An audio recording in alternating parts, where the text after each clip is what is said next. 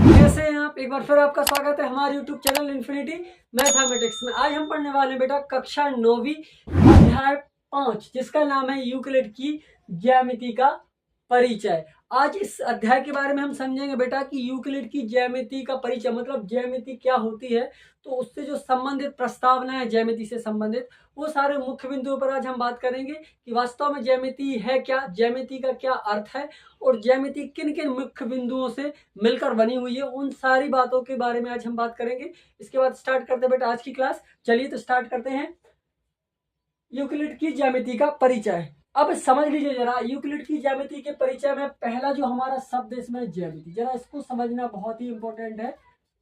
Euclid की ज्यामिति का परिचय। यूक्लिड यहाँ पे एक वैज्ञानिक का नाम है, ठीक है, जो जिसने यूक्लिड की ज्यामिति के बारे में समझाया हमें, वो एक यहाँ पे गणितज्ञ वैज्ञानिक है, ठीक है। और ज्यामिति क्या है? एक जो गणित की एक प्रकार से हम बोल सकते हैं कि शब्दावली या शाखा है ज्यामिति का परिचय। मतलब ज्यामिति के बारे में हमें अध्ययन करना है कि जो क्या बोलते, शुरुआत में ज्यामिति को समझने के लिए किन किन चीजों की जरूरत हमें पड़ेगी, उन मुख्य बिंदुओं के बारे में हम बात करेंगे। तो पहला जैसे शब्द आता है, आप देखो क्या आया बेटा, ज्यामिति। इस पर बात कर लेते जरा। क्या लिखा पहला? ज्यामिति। इसको हम ले लेते हैं ज्यामिति। अब समझते हैं कि ज्यामिति का अर्थ क्या है, जरा इसके बारे में बात कर लेते हैं कि जो ज्यामिति है उसका अर्थ क्या है। तो ज्यामिति बेटा आप देखोगे कि ये जो ज्यामिति शब्द है ये दो शब्दों से मिलकर बना हुआ। ज्यामिति शब्द कितने? दो शब्दों से मिलकर बना हुआ। जरा समझो, दो शब्दों से मिलकर बना हुआ है। कितने शब्दों से बेटा? दो शब्दों से मिलकर बना है। पहला जो शब्द आप ध्यान से देखोगे कि ज्यामिति में पहला जो शब्द है वो है जियो, जियो धन। दूसरा शब्द है मीट्रिन। दूसरा शब्द क्या है? मीट्रिन, जिससे मिलकर बना हुआ है ज्यामिति। अब सर जियो और मीट्रिन का मतलब क्या होता है? ये यूनानी भाषा के शब्द है। किस भाषा के शब्द है बेटा?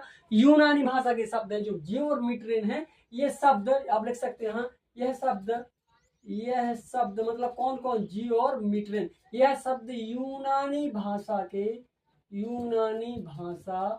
है। किसके है बेटा? ये यूनानी भाषा के शब्द है। मतलब जो ज्यामिति की उत्पत्ति बेटा वो यूनानी शब्दों से मानी जाती है और यूनान से मानी जाती है। अब जिसमें आप देखोगे कि जियो लिखा है, क्या लिखा है? पहला हमने जियो। जिसमें आप देखोगे कि जियो का जो अर्थ है बेटा, जियो का अर्थ है, समझना किसका बेटा? जियो का। जो जियो का अर्थ है वो बेटा पृथ्वी। जियो का अर्थ क्या है?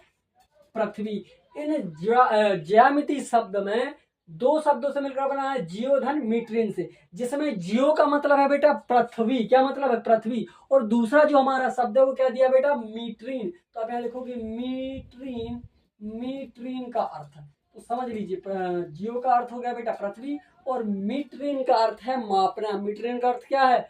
मापना। जो मीट्रिन शब्द दिया है उसका अर्थ है मापना और जो जियो शब्द दिया है उसका मतलब है पृथ्वी ज्यामिति में। और जो ज्यामिति शब्द बना बेटा वो दो यूनानी भाषा के शब्द जियो और मीट्रिन से मिलकर बना हुआ है, जिसमें जियो का मतलब है बेटा पृथ्वी और मीट्रिन का मतलब है मापना। समझ गए ना? तो ज्यामिति क्या है। अब ज्यामिति का उद्गम कैसे हुआ, जरा इसके बारे में समझ लेते हैं। तो एक मुख्य बिंदु आता है इसमें कि जो ज्यामिति का उद्गम हुआ, वास्तव में ज्यामिति की आवश्यकता कब हमें महसूस हुई और ज्यामिति का आविष्कार कब हुआ, है ना। तो इसके बारे में जरा बात कर लेते हैं। एक आप देखोगे एनसीईआरटी बुक्स में तो एक पॉइंट मिलता है, जरा उसके बारे में बात कर लेते हैं कि ज्यामिति रचनाओं से संबंधित ज्यामिति का जो उद्गम है वो भूमि की आवश्यकता मतलब भूमि की माप की आवश्यकता के लिए हुआ है। मतलब जब हमें भूमि मापने की जरूरत पड़ती थी तब से ज्यामिति का उद्गम माना जाता है। तो आप लिख सकते हो कि ज्यामिति का उद्गम, याद हो गया आप, ज्यामिति का उद्गम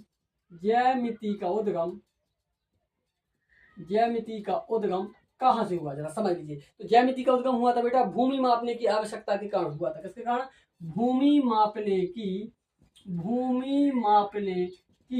आवश्यकता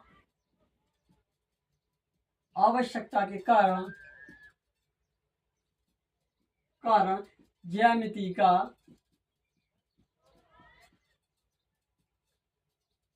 आविष्कार हुआ था, है ना। जो भूमि मापने की आवश्यकता है वो सॉरी, भूमि मापने की आवश्यकता के कारण ज्यामिति का आविष्कार हुआ। अगर कोई पूछे कि ज्यामिति के आविष्कार होने का कारण क्या है, आपने एक कथन सुना होगा कि आवश्यकता ही आविष्कार की जननी है। अब जब जिस चीज की हमें आवश्यकता महसूस होने लगती है ना, उस चीज का आविष्कार तब वहीं से होने लगता है। ठीक है, अगर हमें मान लीजिए क्या बोलते हैं, खेती करने के लिए, जुताई करने के लिए, अगर हमें ज्यादा मतलब जल्दी समय में काम करने के लिए अगर ट्रैक्टर की आवश्यकता नहीं महसूस हुई होती कि जल्दी काम कर सके ऐसा यंत्र हमें चाहिए, तो ट्रैक्टर का आविष्कार नहीं हो पाता। ऐसे बहुत से उदाहरण दैनिक जीवन में, जिस चीज की हमें आवश्यकता महसूस होने लगती है उसी का हम आविष्कार करने में लग जाते हैं ना। तो जब भूमि मापने में जब कठिनाई होती थी उस टाइम पर ज्यामिति का उद्गम हुआ था। एक बात और मुख्य पॉइंट आता है बेटा, वो भी समझ लीजिए कि ज्यामिति रचनाओं से संबंधित एक ग्रंथ है जिसमें विस्तार से ज्यामिति के बारे में मिलता है, वो हमारा भारतीय ग्रंथ है जिसका नाम है सुलभा सूत्र। क्या नाम है? सुलभा सूत्र। आप लिख सकते हो कि ज्यामिति रचनाओं से संबंधित,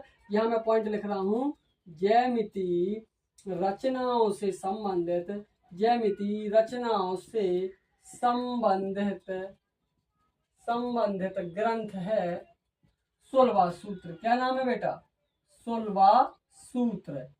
सुलभा सूत्र जो कि भारतीय है। कौन सा है बेटा? जो कि भारतीय है। इस मतलब ग्रंथ का जो लेखन काल है वो लगभग बताया जाता है कि 800 ईस्वी पूर्व से 500 ईस्वी पूर्व माना जाता है इसका लेखन काल। किसका? सुलभा सूत्र नामक जो ग्रंथ था उसका लेखनकार माना जाता है बेटा 800 ईसा पूर्व से, मतलब ईसा मसीह के जन्म के 800 से 500 साल पहले की बात हो रही है। ठीक है, तब हमारे भारत में इस ज्यामिति से संबंधित एक ग्रंथ था जिसका नाम था सुलभ सूत्र या सुलभा सूत्र, उसकी रचना हो चुकी थी। ठीक है, ये बहुत ही इंपॉर्टेंट क्वेश्चन है। ये जो चीजें मैं आपको बता रहा हूँ ये बहुत ही चैप्टर 5 का बेसिक है, बहुत ही इंपॉर्टेंट है। इससे अब आप ज्यामिति का जो परिचय वो स्ट्रॉन्ग आपका हो जाएगा, इस सारी चीजें आप समझ लेते हैं तो। ठीक है, अब इसमें क्या बोलते हैं, यूक्लिड, जो यहाँ नाम देख रहे हैं आप, क्या लिखा हुआ है? यूक्लिड लिखा है ना। तो अब हमने अभी ज्यामिति के बारे में जो इसका परिचय था उसमें बात की। अब हम बात कर लेते हैं कि यूक्लिड का क्या योगदान था। यूक्लिड ने ज्यामिति से संबंधित किन किन मुख्य बिंदुओं के बारे में बताया है, वो सारे के सारे मुख्य बिंदु के बारे में हम बात करेंगे। ठीक है, क्योंकि नाम ही है पाठ का कि यूक्लिड की ज्यामिति का परिचय, मतलब जो यूक्लिड ने ज्यामिति से संबंधित परिचय दिया है कि ज्यामिति को हम अच्छे से कैसे समझ सकते हैं। ठीक है, और किन किन चीजों का ज्यामिति के अंतर्गत उपयोग होता है, वो सारी चीजें हम इसमें बात करेंगे। जब तक के लिए इसका स्क्रीनशॉट ले लीजिए बेटा, फिर इसके आगे हम करते हैं। ठीक है, नेक्स्ट पेज पर चलो बेटा। यूक्लिड की कुछ परिभाषा है। पहले शुरुआत होती है बेटा, यूक्लिड ने इस ज्यामिति से संबंधित क्या क्या बातें बताई, तो उसमें मैं बता दूं कि यूक्लिड ने पहले दी है यूक्लिड की परिभाषाएं। ठीक, क्या दी है? यूक्लिड की परिभाषाएं। दूसरे नंबर पे और इस ज्यामिति से संबंधित उन्होंने बताया है कि यूक्लिड की अभिधारणाएं। क्या बताया बेटा? अभिधारणाएं। और तीसरा नंबर बताया है यूक्लिड की ज्यामिति से संबंधित अभिग्रहित। इन तीन चीजों के बारे में यूक्लिड ने हमें इस चैप्टर में बताया हुआ है, तो उन्हीं चीजों के बारे में हम बात करते हैं। पहला क्या दिया, जैसे यूक्लिड की परिभाषाएं, तो इससे उनकी एक पुस्तक का नाम है, हम आपको बता देते हैं। यूक्लिड की एक पुस्तक थी जिसका नाम था एलिमेंट्स। ठीक है, क्या नाम था? एलिमेंट्स। उनने उस पुस्तक में ज्यामिति से संबंधित 23 परिभाषाएं बताई हैं, जिनमें से कुछ मुख्य परिभाषाएं हैं जो मैं आपको यहाँ बता रहा हूँ। आपको एक चीज और मैं आपको याद दिला दूं कि ज्यामिति में क्या किन किन चीजों का हमें ज्यादा ध्यान रखना होगा। जैसे आप देखोगे कि किसी भी चीज का हमें स्थिति बताना है, ज्योमेट्री से संबंधित हो जाएगी। किसी भी वस्तु की स्थिति बताइए, है ना, तो उसमें हम क्या लेते थे? बिंदु लेते हैं, एक्स अक्ष वाई अक्ष लेते हैं। मतलब इससे ये सिद्ध होता है कि उसमें हमें बिंदुओं की जरूरत पड़ेगी। और जैसे हमने पूछा कि एक कोई ये बिंदु है, ध्यान से देखिए जरा, ये बिंदु, हमने कहा आप इसकी स्थिति बताइए, कैसे बताओगे? तो आप क्या करते थे उसमें? पहले एक एक्स अक्ष लेना है, एक वाई अक्ष लेते थे और बिंदु लेते थे, है ना, यहाँ से पॉइंट लेते थे जो उसके निर्देशांक होते थे, फिर देखते थे कि वाई से कहा। कुछ परिभाषाएं यूक्लिड ने दी हैं। बिंदु, रेखा, पृष्ठ, है ना। तो बिंदु, रेखा, पृष्ठ, जैसे हमें ज्यामिति को समझना या पढ़ना है, तो ज्यामिति को समझने या पढ़ने से पहले हमें इनकी परिभाषा क्लियर होना चाहिए, या पता होना चाहिए कि बिंदु क्या है, रेखा क्या है और पृष्ठ क्या है, और इनसे संबंधित कौन से मुख्य बिंदु है, ये सारी बात हमें पता होनी चाहिए। तो जो यूक्लिड थे उनने ऐसे, मैं अभी बता चुका हूं आपको, इनकी पुस्तक का नाम था एलिमेंट्स, जिसमें उनकी पुस्तक में आप देखोगे बताया गया है कि 13 अध्यायों में विभाजित किया गया था। कितने अध्यायों में बेटा? 13 अध्यायों में। ठीक है, उनकी पुस्तक का नाम था एलिमेंट, जिसको 13 अध्यायों में विभाजित किया गया था। तो उस ज्यामिति में उनने कुछ परिभाषाएं, 23 प्रकार की परिभाषाएं दी थी। तो 23 प्रकार की परिभाषाओं में से कुछ परिभाषा ये जो मैं आपको बता रहा हूँ ना, तो पहली परिभाषा उन्होंने दी बिंदु की, कि बिंदु क्या है। उन्होंने बताया कि एक बिंदु वह है जिसका कोई भाग नहीं होता। मतलब बिंदु का कोई भाग नहीं होता, मतलब बिंदु में ना तो लंबाई होती, ना चौड़ाई होती और ना ही ऊंचाई होती है। ठीक है, उन्होंने कहा कि बिंदु क्या है? जिसका कोई भाग नहीं है, वो बिंदु है। जैसे हम एक सामान्य परिभाषा में बोले कि पेंसिल की नोक छू जाने से, पेंसिल की नोक छू जाने से जो चिन्ह बनता है वो बिंदु कहलाता है। बिंदु में ना तो लंबाई होती है, ना चौड़ाई होती और ना ही मोटाई होती है। दूसरी बात उन्होंने रेखा के संबंधित बताई कि रेखा किसे कहेंगे, रेखा को कैसे समझेंगे, कैसे परिभाषित करेंगे। तो उन्होंने बताया कि एक रेखा चौड़ाई रहित तो लंबाई होती है। इनका कहने का मतलब है कि जो रेखा है उसमें सिर्फ लंबाई होती है, ना कि चौड़ाई होती है। ठीक है, क्या होती है सब देखो, आप देखो ये क्या, सिर्फ लंबाई। एक रेखा में सिर्फ लंबाई होती है और ऐसी आकृति को हम रेखा कह सकते हैं। अगला बताया कि एक रेखा के सिरे बिंदु होते हैं। आप देखोगे कि जो ये रेखा बनी है, इस रेखा के सिरे क्या होंगे? बिंदु होंगे कि नहीं होंगे? तो एक रेखा में कितने बिंदु होंगे बेटा? एक रेखा में 2 सिरे होते हैं और 2 ही जो सिरे होंगे वो बिंदुओं से मिलकर बने होंगे, और इन सिरों को हम बिंदु भी मान सकते हैं। अगला उन्होंने कहा है पृष्ठ। एक पृष्ठ वो है जिसकी केवल लंबाई और चौड़ाई होती है। पृष्ठ, पृष्ठ समझो, जैसे आप एक व्हाइट बोर्ड देख रहे हो ना, ये भी एक पृष्ठ है। क्या है बेटा? एक पृष्ठ है। तो पृष्ठ में सब क्या होती है? ये चौड़ाई और ये लंबाई, ये लंबाई और एक चौड़ाई। तो पृष्ठ में सिर्फ 2 विमाएं होती हैं, एक लंबाई और चौड़ाई। ठीक है, पृष्ठ को अगर परिभाषित करना है कि अगर ऐसा कोई भी समतल है जिसमें लंबाई और चौड़ाई है उसे, ठीक है, लंबाई और चौड़ाई, मोटाई नाम मात्र की हो, तो उसे हम क्या कह सकते हैं? उसे हम कहेंगे बेटा पृष्ठ। ठीक है, और पृष्ठ के किनारे रेखाएं होती हैं। मतलब जो पृष्ठ बना होता है वो किससे बना होता है बेटा? रेखाओं से। जैसे देखो ये चौड़ाई, ये किनारे देख रहे हैं आप, इसके किनारे एक मान लीजिए चौड़ाई है, ये लंबाई है तो ये भी एक रेखा होगी, ये चौड़ाई है, ये एक लंबाई है तो ये भी रेखा होगी। तो जो पृष्ठ के किनारे है बेटा वो रेखाओं से मिलकर बने होते हैं। समझ गए ना आप? इनको आप रेखाएं मान सकते हो। ठीक है, तो ये मुख्य परिभाषा जो हमें यूक्लिड द्वारा बताई गई हैं। इसके बाद हम पढ़ने वाले बेटा यूक्लिड की अभिधारणाएं। ये यूक्लिड ने परिभाषाएं दी हैं, फिर ज्यामिति से संबंधित परिभाषा, फिर ज्यामिति से संबंधित कुछ उन्होंने अभिधारणाएं बताई हैं, जो कि हम नेक्स्ट पेज पर पढ़ने वाले हैं। इसका स्क्रीनशॉट ले लीजिए बेटा। फिर नेक्स्ट पेज पर हम पढ़ेंगे यूक्लिड की अभिधारणाएं। यूक्लिड ने इस अध्याय में यूक्लिड की ज्यामिति के परिचय में हमारे लिए कुल 5 अभिधारणाएं दी हैं। अगर हमें ज्यामिति को, इस चैप्टर को अच्छे से समझना है तो यूक्लिड की जो अभिधारणा है उन अभिधारणाओं को हमें ध्यान से समझना होगा, उनको पढ़ना होगा और हमारे अंतर्मन में उनको उतारना होगा कि जो इसकी अभिधारणा है, उन अभिधारणाओं के माध्यम से जो यूक्लिड हमें क्या बताना चाहते हैं ज्यामिति के बारे में, है ना, तो उनकी अभिधारणाओं को एक एक से अच्छे से समझना है और सीखना है। जो पहली अभिधारणा आप देखोगे कि यूक्लिड की कुल 5 अभिधारणा दी। यूक्लिड ने कितनी अभिधारणा दी है? यूक्लिड ने कुल 5 अभिधारणा दी। कितनी अभिधारणा दी बेटा? कुल 5 अभिधारणाएं दी हैं। अभिधारणाएं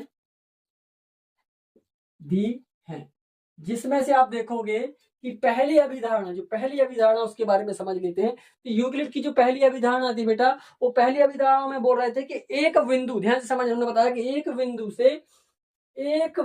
से समझना। पहली अभिधारणा है कि एक बिंदु से अन्य बिंदु तक, एक बिंदु से अन्य बिंदु तक एक सीधी रेखा खींची जा सकती है। एक बिंदु से अन्य बिंदु तक सीधी रेखा या एक सीधी रेखा खींची जा सकती है, सर समझ में नहीं आया कैसे? मतलब जो यूक्लिड तुमने बताया कि अगर हमारे पास एक बिंदु है, हमारे पास मान लीजिए कि ये एक बिंदु है, अगर अन्यत्र एक बिंदु और है, ये चाहे यहां हो, ये नहीं समझना सर, या यहां हो या यहां हो या यहां हो, तो वो कहना चाह रहा है कि अगर हमारे पास एक बिंदु है और उसी के साथ एक अन्यत्र बिंदु भी अगर हम मान लें तो एक बिंदु से दूसरे बिंदु तक सीधी रेखा खींची जा सकती है ऐसे।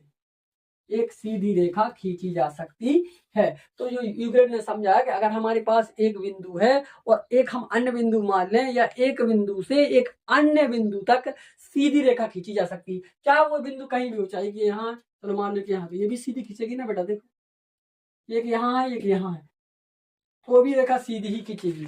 ठीक है, मतलब रेखा तिरछी नहीं होगी, है ना। किसने कहा था? यूक्लिड ने पहली अभिधारणा में बताया कि एक बिंदु से एक अन्य बिंदु तक एक सीधी रेखा खींची जा सकती है। इसके बाद जो दूसरी अभिधारणा थी, जरा उसके बारे में बात कर लेते हैं। यूक्लिड की दूसरी अभिधारणा क्या थी? देखो, उन्होंने दूसरी अभिधारणा में कहा था कि एक शांत रेखा को, ध्यान रखना, एक शांत रेखा को, एक शांत रेखा को दोनों तरफ अनिश्चित रूप से, किससे बेटा? अनिश्चित रूप से बढ़ाया जा सकता है, बढ़ाया जा सकता है। वो कह रहे थे अगर आपके पास एक रेखा है, मान लीजिए मेरे पास एक ये रेखा थी, ठीक है, क्या थी बेटा? एक रेखा थी। अब वो कह रहे अगर आपके पास एक शांत रेखा, मतलब आप बढ़ नहीं रही है, एक शांत रेखा इतनी है, तो आप चाहो तो उस रेखा को दोनों तरफ बढ़ा सकते हो। कैसे? इसलिए ये बढ़ा सकते हो, आप क्यों नहीं बढ़ा सकते? ऐसा खींच सकते हो, इस रेखा के साइड भी खींच सकते हो, और अनंत तक जितना चाहो उतना खींच सकते हो। तो यूक्लिड ने यही कहा कि अगर आपके पास एक शांत रेखा है तो एक शांत रेखा को अनिश्चित रूप से बढ़ाया जा सकता है। ये यूक्लिड की दूसरी अभिधारणा थी।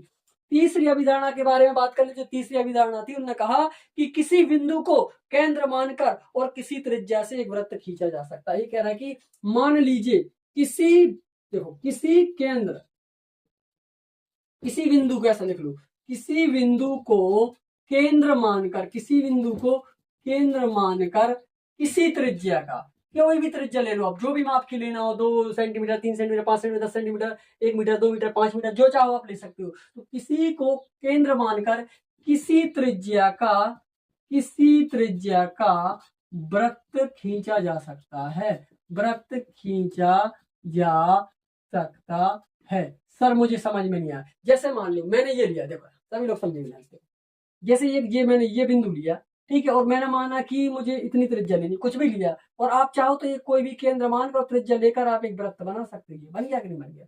सर मैंने क्या किया, ये लिया, मैंने इतनी त्रिज्या का लिया, यहाँ का वृत्त बनाना तो बन जाएगा। ठीक है, बन गया कि नहीं बन गया? तो यूक्लिड यही समझाना चाह रहे थे कि आप कोई भी बिंदु को केंद्र मान लो, कहीं भी ले लो, कोई भी बिंदु लेकर और कोई भी त्रिज्या लेकर आप एक वृत्त बना सकते हैं। उसमें कोई बाउंडेशन नहीं है। आप चाहो तो 5 सेंटीमीटर की त्रिज्या ले लो, 10 सेंटीमीटर की त्रिज्या ले लो, 2 सेंटीमीटर की, 3 की, 1.5 की, 5 की, जितना की भी आपको चाहिए आप ले सकते हो, और उससे क्या बना सकते हो? आप वृत्त खींच सकते हो। ये यूक्लिड की तीसरी अभिधारणा थी। समझ गया ना कौन सी अभिधारणा थी बेटा? तीसरी अभिधारणा थी। चौथी अभिधारणा और समझ लीजिए, बहुत इंपॉर्टेंट है इसमें। चौथी अभिधारणा ने बताया था कि सभी समकोण एक दूसरे के बराबर होते हैं। इन्होंने बताया था कि सभी समकोण एक दूसरे के बराबर होते हैं। एक दूसरे के कैसे होते हैं बेटा?